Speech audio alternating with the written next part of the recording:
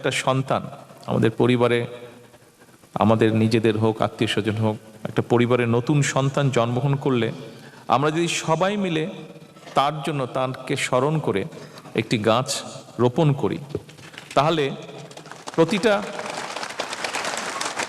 প্রতিটা প্রাণের জন্মকে উদযাপন করি, স্মরণ রাখি, তাহলে একটা নবজাতকের পাশাপাশি একটা গাছ যেমন বেড়ে উঠবে, সেই ছোট্ট শিশুটি আস্তে আস্তে বেড়ে উঠবে এবং এভাবেই সবুজায়নের জন্য সামাজিক আন্দোলন সফলতা লাভ করবে। এই যে কথাটা বললাম, এই প্রসঙ্গে আমি আপনাদের সামনে ছোট্ট একটা ঘটনা বলি। আমি লন্ডনে যেই পাড়াটায় থাকতাম, আমার 3-4টি বাসা পরে একটা বাসা ছিল, 3তলা বাসা।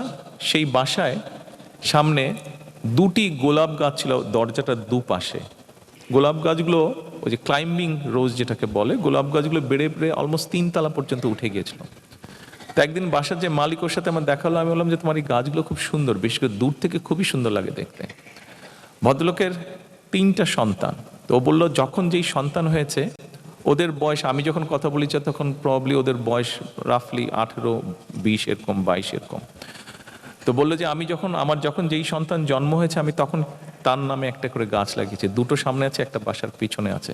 3টা গাছই এখন বড় হয়ে গেছে, প্রায় 3তলার সমান হয়ে গেছে, দেখতে খুবই সুন্দর লাগে। সেদিন থেকে আমার কাছে মনে হয়েছে যে দেশে ইনশাল্লাহ ফিরলে আমার পক্ষে কখনো সকল লোকে এই কথাটি আমি বলার চেষ্টা করব। আমি সেজন্যই আজকে আপনাদের সামনে এই কথাগুলো আমি তুলে ধরলাম।